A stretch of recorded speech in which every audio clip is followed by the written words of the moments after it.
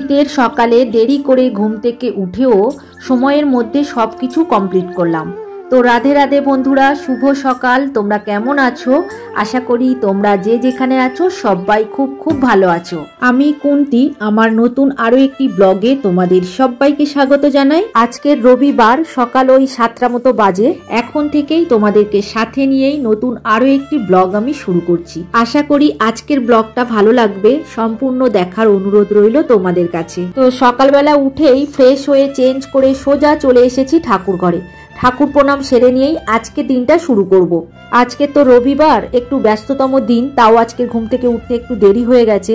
তবে কি বলতো, আজকের আর মাথাটা আঁচড়াইনি, তো একটু কিছুক্ষণ পরেই আঁচড়াবো। তো আগে ঠাকুর প্রণাম সেরে নিলাম, এইবার বাসি কাজগুলো করে নেব। ঘুম থেকে উঠতে তো একটু দেরি হয়ে গেছে, তাই কোনো দিকে চিন্তা ভাবনা না করেই দেখো সোজা কাজ করা শুরু করে দিয়েছি।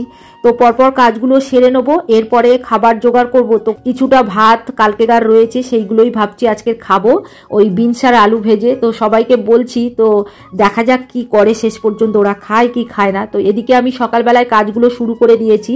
তো দেখো ফ্রিজটা কদিন ধরে মুছবো ভাবছি, আর বৃষ্টি গেছে তো একটু কুয়াশা ভাব পড়েছে জানো তো ফ্রিজের গায়ে।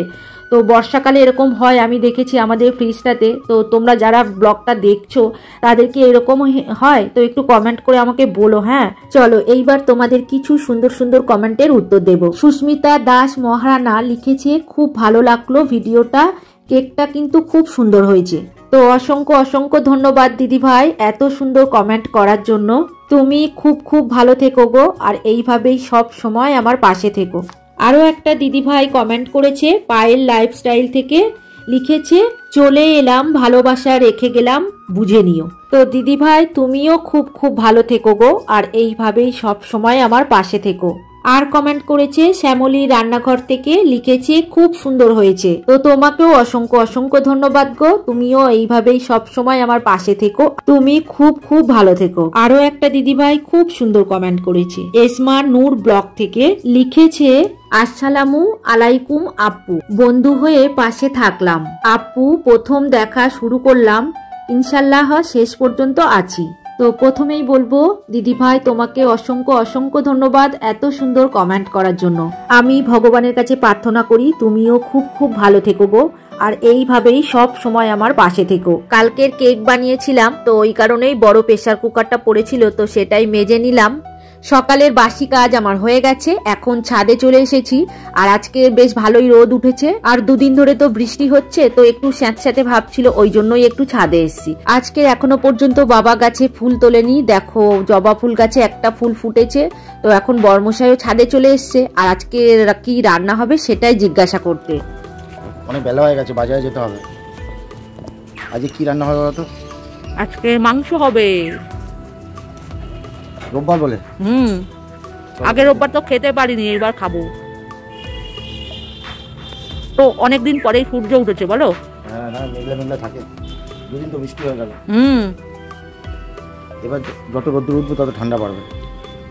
সকালের চা খাওয়া হয়ে গিয়েছে, বর্মশাই বাজারে চলে গিয়েছে, এখন বাবার আমি সবজিগুলো কেটে নিচ্ছি। দেখো বাবা তো সবজি কাটতে পারে না বটিতে, ওই ছুরি দিয়ে আলু আর পেঁয়াজ এইগুলোই ছাড়িয়ে দিচ্ছে, আদা রসুন। আর আমি এদিকে পুঁই শাক, বাঁধাকপি, শিম, তারপর মূলো, এইগুলো সব কেটে নিচ্ছি। একটা সবজি তরকারি করব, আর মাংসর তরকারি করব, আর চাটনি রয়েছে, আজকের এই দিয়েই খাওয়া হয়ে যাবে। তো আজকের কিছুই টিফিন বানাবো না, সন্ধেবেলায় পরোটা বানাবো বলে দিয়েছি ছেলেকে। আসলে রবিবার হলেই ছেলে ওর বাবা ওই পরোটা লুচি এইগুলো খেতে চায়, তো সকালবেলায় বানানোর একদম সময় থাকে না। আর আজকের ভাত খানিকটা রয়েছে, ওটাই জল দিয়ে পান্তা করে খাবো, ওই বিনস আর আলু ভেজে নেবো। তো এটা বলে দিয়েছি বর্মশাইকে, বর্মশাই তো খাবে বলেছে, কিন্তু ছেলে খাবে না বলছে, ওই জন্য ওর জন্য পরোটা আনবে বলেছে। দেখো এখানে বিনস আলু ভেজে নিয়েছি, আর পান্তাও রেডি করে নিয়েছি। তো এটা আমার আর বর্মশাইয়ের জন্য। তো দেখো খাওয়া দাওয়া কমপ্লিট হয়ে গেছে, রান্নার জোগাড়ও করে রান্না বসিয়েও দিয়েছি। এইদিকে দেখো আলু ভাজা হয়ে গিয়েছে, আর এইখানে চিকেন রয়েছে। আজকের কিছুটা চিকেন আবার রেখে দিয়েছি, তো পকোড়া বানাবো বলে। তো তো এইদিকে দেখো সবজিও সিদ্ধ করে রেখে দিয়েছি। তো এখন পেঁয়াজগুলো ভেজে নিচ্ছি, এরপরেই মাংসটা কষিয়ে নেবো। আদা রসুনও মিক্সিতে বেটে নিয়েছি। তো ঝটপট আজকে রান্নাটা করে নিয়ে কিছু কাজ আছে বাইরের, সেইগুলোই করব। কেননা আজকে তো রবিবার আছে, তো এইগুলো না করলে তো পরের দিন অনেক কাজ জমে যাবে, তো সেই কারণেই আর কি। তো আমি কিভাবে চিকেন রান্না করি তোমাদেরকে দেখাবো। তো মাংস আমি মাখিয়ে রাখি না, একেবারে কিন্তু আমি কড়াইতে মিক্সড করে রান্নাটা করি। দেখো পেঁয়াজ আর আদা রসুন ভাজার মধ্যে সমস্ত রকম মশলা দিয়ে দিলাম, তার মধ্যে একটু চিনিও দিয়ে দিলাম, দিয়ে কিন্তু ভালো করে কষিয়ে নিতে হবে। এই কষার মধ্যে চিনি দেওয়ার কারণে রংটা কিন্তু তরকারির ভালোই হবে। তো এইবার দেখো টমেটম দিয়ে দিচ্ছি, একটু টমেটমটা ছোট আছে বলে আজকের কিন্তু একটু সস ব্যবহার করব, তবে এখন দেব না, একটু শেষের দিকে দেব। চলো এইবার সবজি তরকারিটা বানিয়ে নিই। তো আমাদের বাড়িতে সেরকম সবজি খেতে চায় না জানো তো, তো আমি আর বাবাই একটু সবজি খাই, বর্মশাই ছেলে অতটা পছন্দ করে না। তাও আমি যেদিন করে চিকেন বা মাংস টাংস রান্না করি, রিচ কিছু রান্না করি, সবজির তরকারিটা বানাই, তো ওরা সেই দিনকে খেতে চায় না, তাও আমি দিই জোর করে। কি করব বলো, সবজি তো একটু খেতেই হবে। তো আজকে সব রকম শাকসবজি নিয়ে একসাথে তো তরকারিটা বানাচ্ছি, তো খাই কিনা দেখি। আগের দিনের একটু বাসি তরকারি ছিল, তো আমি সেটা তরকারির মধ্যে দিয়ে দিলাম। কি বলো তো, আমি কোনো জিনিসই ফেলি না, তো ফেলতে খুবই কষ্ট লাগে, বুঝেছো তো। আর শীতের সময় নষ্টও হয়নি, তো ওই জন্যই সবজি তরকারির মধ্যে দিয়ে দিলাম। তো এইভাবেই আমি ভালো করে চিকেনটা কষিয়ে নিচ্ছি। কি বলো তো, চিকেন তো মানে বেশিক্ষণ লাগে না রান্না করতে, তো ঝটপটই হয়ে যায়। দেখো এখন কষানো হয়ে গিয়েছে, এবার ভেজে রাখা আলুগুলোই দিয়ে দিলাম। আমাদের বাড়িতে সবাই আলু খেতে পছন্দ করে, ওই জন্যই একটু বেশি করেই আলু দিয়ে দিয়েছি। রাতে তো পরোটা করব, তো পরোটা দিয়ে এই মাংসর তরকারি আলু খেতে খুব ভালো লাগে, তো বাড়িতে সবাই পছন্দ করে, ওই জন্যই বেশি করে একটু আলু দিয়েছি। তো দেখো ওদিকে রান্না বসিয়ে দিয়ে এদিকে আমি কাজ শুরু করে দিয়েছি। তো প্রথমেই সিঁড়িগুলো ঝাড় দিয়ে নিচ্ছি।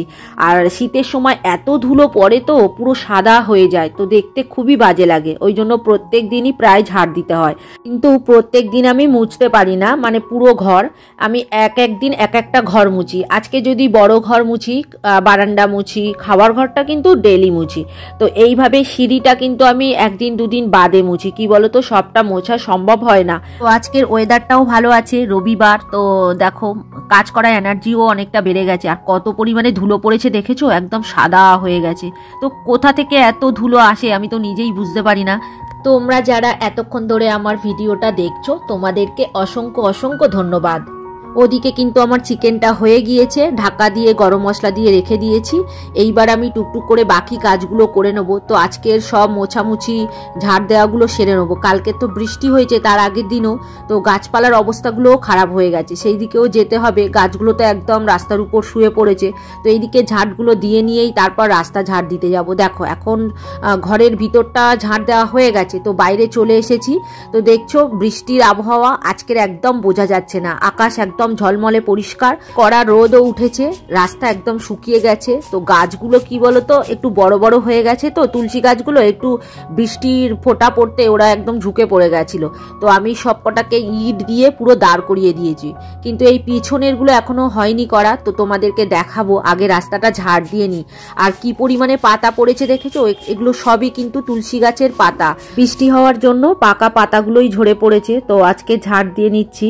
এখন একটু বেলাও হয়ে গেছে, ওদিকে তো আমার রান্না হয়ে গেছে, সেদিকে কোনো অসুবিধা নেই। তো ওরা খাবে বলে ব্যস্ত হয়ে যায় এই আর কি। তো আমার এদিকে কাজ করতে করতে একটু দেরিও হয়ে যাচ্ছে। দেখো কাজটা তো শুরু করেছি, তো শেষ তো করতে হবে, তার আগেই যদি চলে যায় তাহলে কি করে হবে। তো এরপরে স্নান করব, তারপরে তো ওদের খেতে দেবো, তাই জন্য একটু তাড়াহুড়ো করছি জানো তো। আর এইখানে দেখছো কিছুটা কালমেঘ গাছ আছে আর তুলসী গাছ আছে, তো গাছগুলো একদম রাস্তার মধ্যে ঝুঁকে পড়েছে। তো ওই জন্যই দেখো আবার ওই ইট নিয়ে আমি দাঁড় করিয়ে দিলাম। তো এইবার কিছুটা কালমেঘ গাছ আমি কেটে ফেলে দেবো। কি বলতো, মানে প্রচন্ড ঝাঁকড়া হয়ে গিয়ে আর মানে তুলসী গাছটাকে দাঁড়াতেই দিচ্ছে না। তো কতটা কালমেঘ গাছ, যারা কালমেঘ পাতা দিয়ে বড়ি করে তাদের পক্ষে ভালোই হতো, তো আমি তো করি না, তো সেই কারণেই ফেলে দিলাম জানো তো। অনেকেই আমাদের জিজ্ঞাসা করে তোমরা কি গাছগুলো লাগিয়েছো, তো আমরা লাগাইনি জানো তো, এমনিতেই হয়েছে। তো এত সুন্দর দেখতে লাগে রাস্তার ধার ধরেই তুলসী গাছগুলো, তো তোমাদেরকে কি বলবো, তোমরা তো ভিউজে দেখেছো কিরকম লাগে। আর বাড়ির সামনে এরকম তুলসী গাছ থাকাও ভালো বাড়িতে, তাহলে কি হয় বলো তো, পজিটিভিটি কাজ করে। তো এই জন্যই আমরা তুলসী গাছগুলো ফেলিও না। আর যত্ন বলতে ওই গাছগুলো গাছগুলো যাতে না রাস্তায় শুয়ে পড়ে সেই জন্য একটু ইট বা কাঠ দিয়ে একটু ঠেকো দিয়ে রাখি। তো এইভাবেই গাছগুলো রয়েছে। আর দেখো একটা তুলসী গাছ আমরা হিন্দুরা সেটাকে তুলে ফেলতে পারি, তো ওই জন্যই আমরা ফেলি না। আর অনেকেই এসে আমাদের জিজ্ঞাসা করে তোমরা কি লাগিয়েছো? না, আমরা লাগাইনি গো, এমনিতেই হয়েছে।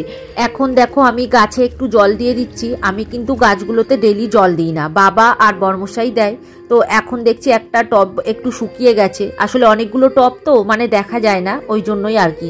তো দেখো গাছগুলো কিছুদিন আগে লাগানো তোমাদেরকে দেখিয়েছি, আজকে দেখো ফাইনালি ফুল ফুটে গেছে। নিজে হাতে গাছ লাগিয়ে তাতে যদি ফুল ফোটে তা মনের মধ্যে কতখানি আনন্দ হয় বন্ধুরা, তোমাদের বলে বোঝাতে পারবো না। তো এই গাঁদা ফুল গাছগুলো, চন্দ্রমল্লিকা গাছগুলো কত ছোট ছোট লাগিয়েছিলাম তোমাদেরকে দেখিয়েছি ব্লগে। তো আজকে দেখো ফাইনালি ফুল ফুটে গেছে, তো দেখে না মনটা ভরে যাচ্ছে আর ইচ্ছা হচ্ছে সব সময় যেন দেখি। তো মনের মধ্যে একটা আনন্দ হচ্ছে অন্য রকমের। তো আরো একটা উপকার আছে, সারাদিন যে এত পরিশ্রম করি, তো এই গাছগুলোকে দেখলে না সেই ক্লান্তিগুলো সব দূর হয়ে যায়।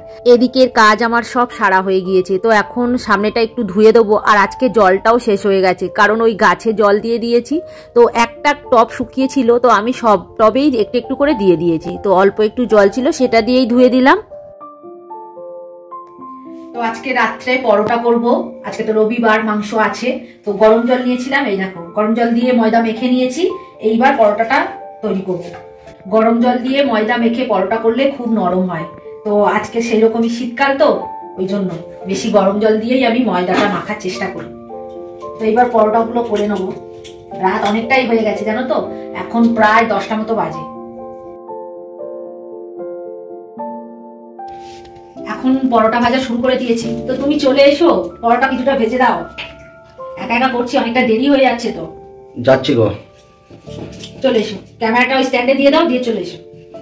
তো চলো এইবার ঝপঝপ পরোটাগুলো বানিয়ে নিই। আমি কিছুটা পরোটা বেলে ভাজা শুরু করে দিয়েছি। তো আমি গোলগুলোই বানিয়েছি। এখন বর্মশাই ওর জন্য 4টে পরোটা 3 কণা বানিয়ে নিচ্ছি। আসলে ও 3 কণা পরোটা খেতে চায়, তো আমার সময় থাকে না বলে আমি করি না। তো আজকে নিজেই দেখো বানিয়ে নিচ্ছে। তো আমি মাঝে মাঝে বানিয়ে দিই, সব দিন আবার সময় হয় না জানো তো। আর এদিকে কিন্তু ওই সব পরোটাগুলো সেকে রেখে দিয়েছে। আমি এখন পরোটাগুলো ভেজে নেবো, নিয়ে সবাইকে খেতে দিয়ে দেবো। এখন অনেকটা রাতও হয়ে গিয়েছে, আসলে শীতের সময় তো ওই করছি বলেই দেরি হয়ে যায়। তো এখন প্রায় 10:30 মতো বাজে। তো এই কারণেই বাবার একটা ঘুম দেওয়া হয়ে গেছে, এখন খেতে উঠেছে, দেখো খেয়ে দিয়ে আবার ঘুমিয়ে যাবে। তো আমাদের শুতে একটু দেরি হয়ে যায়, ওই 1টা-1:30 মতো বেজে যায়। আবার সকালে ঘুম থেকে উঠতেও আমাদের দেরি হয়।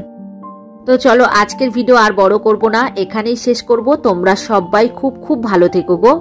যারা নতুন বন্ধু হয়ে আমার এই ভিডিওটা দেখছো তাদের আমার চ্যানেলটিকে সাবস্ক্রাইব করে আমার পাশে থাকার অনুরোধ করছি।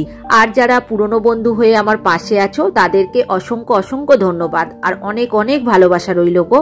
আর হ্যাঁ, ভিডিওটা কেমন লাগলো তা কমেন্ট করে অবশ্যই জানাবে। যদি ভালো লাগে তাহলে একটা লাইক করে দিও। তোমরা সবাই ভালো থেকো, সুস্থ থেকো, সাবধানে থেকো আর নিজের পরিবারের খেয়াল রেখো। তাহলে এবার দেখা হবে পরের ভিডিওতে। আজকের মতো গুড নাইট।